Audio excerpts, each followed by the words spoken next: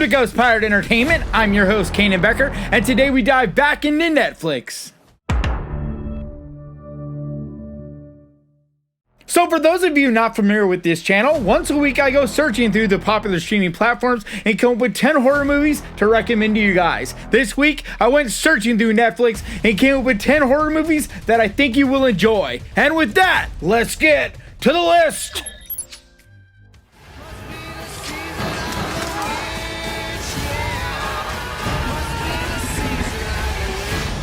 All I wanted to do was make a movie.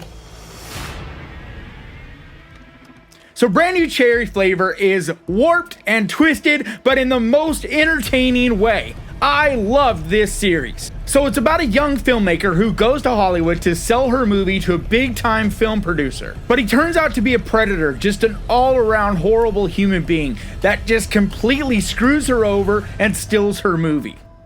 He took the only thing I care about. Say what you want. I want to set his life on fire. And then from there it goes deep into black magic, body horror, and just all around strangeness. And damn if it isn't a crazy good time. So Rosa Salazar and Catherine Keener absolutely kill it in this series. It's so brilliant I cannot recommend it higher. But it's not going to be for everyone because it is very weird and very different. But if you're someone like me that enjoys the strange stuff, the weird art house kind of stuff, then this is definitely a can't miss.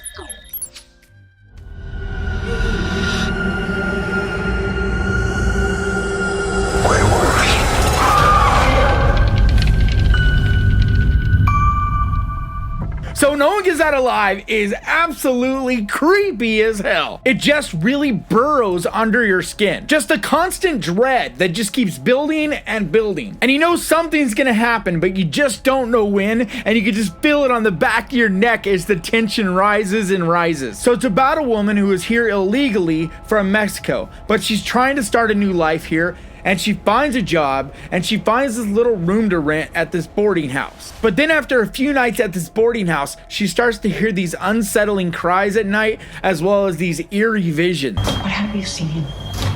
There's something wrong with this place. Even when I'm awake, I see it.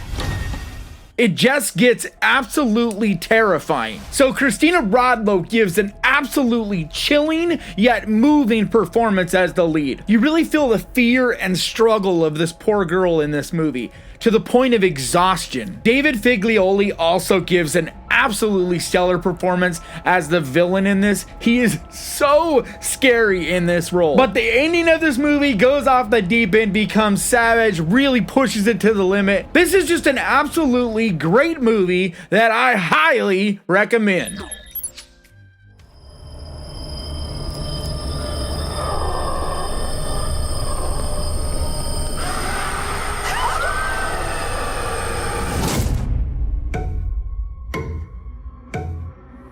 Wow, why is no one talking about this movie? So, Death of Me is a recent addition to the Netflix library, but to me, it has an absolutely terrifying concept. It's about an American couple who are on vacation in Thailand, and one morning they wake up and they're disoriented because they can't remember the night before. They know they went out to have dinner and have some drinks, and then it's black. They can't remember anything else. And while they're trying to figure out what happened the night before, they realize that there's a couple hours of footage that they shot on their camera. So they decide to watch it, and when they do, they see footage of one of them killing the other. What are you doing?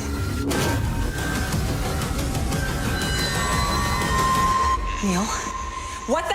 From there, it gets so dark, so twisted, with lots of shocking moments as well as many twists and turns. It really leaves you disoriented, unsure of what's going to happen next. But to me, the most scary thing about this movie is the simple concept of being stranded in another country, being drugged, having no idea what's going on, unable to speak the language, without your passport, money, ID, any of it. That is just so terrifying to me. It does a really great job of pulling you in, making you feel overwhelmed, yet fascinated by this beautiful culture and their magical beliefs. It has a brilliant young cast starring Luke Hemsworth, as well as Maggie Q and Alex Esso, who I just recently raved about in Starry Eyes. They just put a really fresh, exciting energy into this movie. This just gets more and more intense and confusing as it builds to its wild conclusion. I just thoroughly enjoyed this movie and I highly recommend it.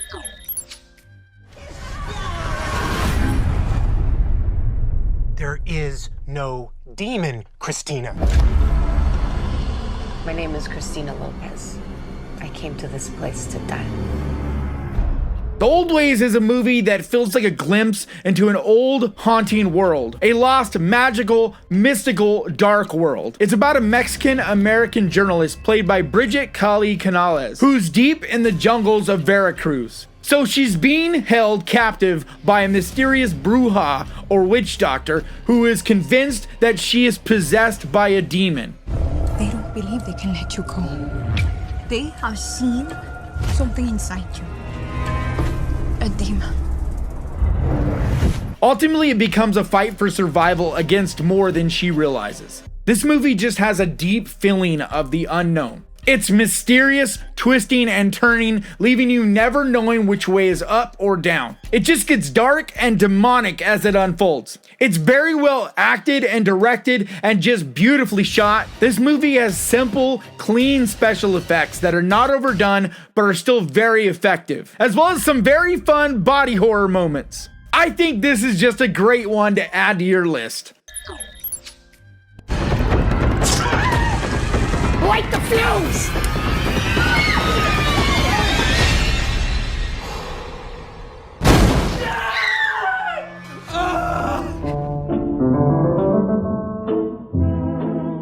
So Would You Rather is the first part of my double feature weekend. It reminds me of other death game movies, but this one has a unique thumbprint on the subgenre. And to me, it deserves more credit than it gets. It's about 7 desperate people who are trapped in this mansion when they agree to play this sadistic game for a large sum of money. And hosting the game is a wealthy man played by horror legend Jeffrey Combs. Combs is brilliant and over the top as you would expect. So as part of the game, he forces the contestants to take part in more and more twisted and brutal events. Would you rather electrocute yourself? Oh no, I see where this is going. Or I don't think I can do this either. 15 seconds. Go. This just gets gory and morbid and so much fun. This is definitely one to check out.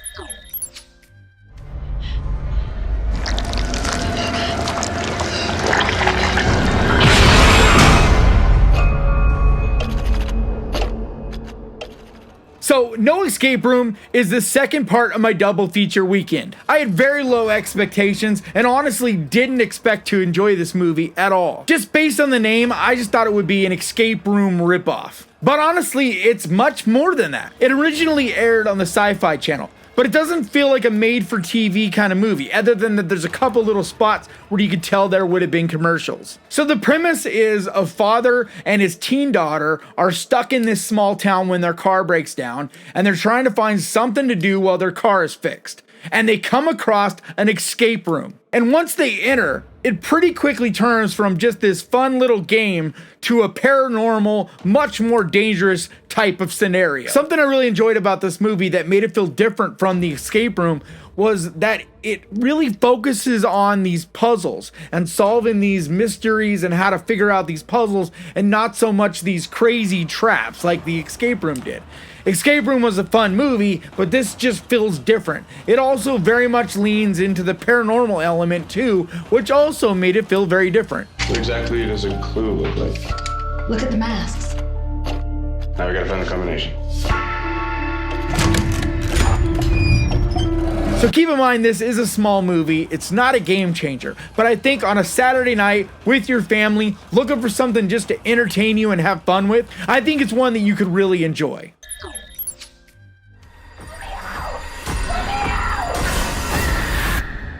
You're gonna get better. Promise?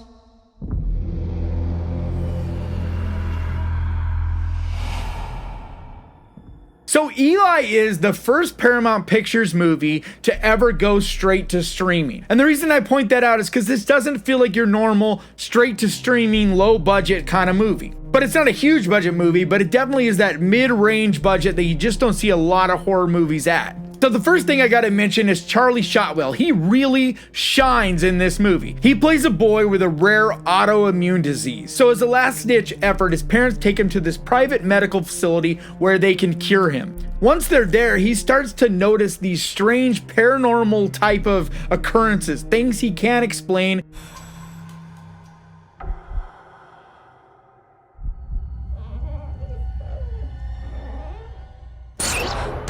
So this movie takes many twists and turns from there. It's very mysterious, supernatural. I just really found myself identifying with this boy's fear. This fear of the unknown when you're having all these medical procedures done. It took me back to being a kid and the unknown of medical things I dealt with then and things I even deal with today. That was really the fear in this movie that I felt like he did such a great job of conveying onto the screen, and it just really impacted me and really got under my skin. This is just a really exciting, fun movie with a super savage, unexpected ending. It just gets bloody and dark, and I think it's definitely worth your time. What the fuck is that? Fucking hell, we don't know where we are!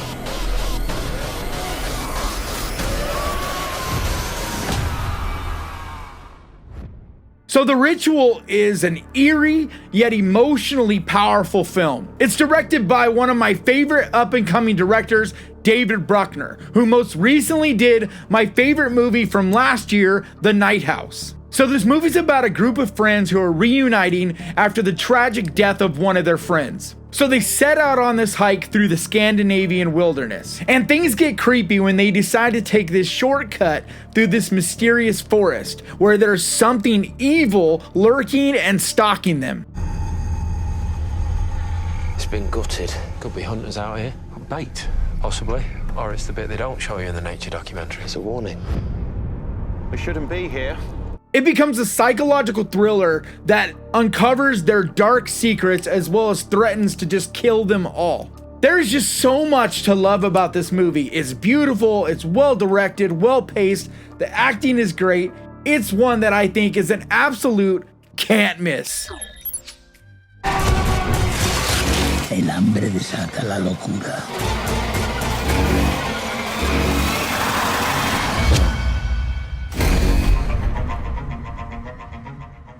So The Platform is a disturbing, bothersome movie that really gets under your skin. It's gross and revolting in some ways, yet so compelling in others. It's a 2019 Spanish language film that's about a man played by Ivan Misigua, and he's imprisoned in this large vertical style prison where the prisoners switch floors every 30 days. And they're fed by this platform that lowers from level to level and only has a certain amount of time at each level.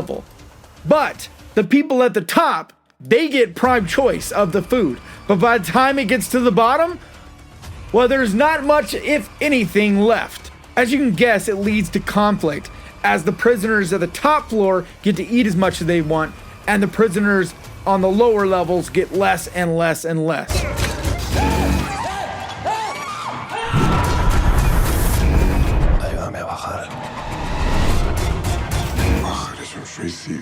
It has a very poignant message about classism and social prejudice. It's a very dark yet powerful movie that's really well done, elevated horror. And it's a movie that I highly recommend. I've been forced out of my comfort zone, and somehow it's made me feel even more happy to be alive. I mean, how many dead bodies have you seen? Hundreds. Hundreds. Yeah, see, I've just seen one now. Maybe that's the whole point of dark tourism.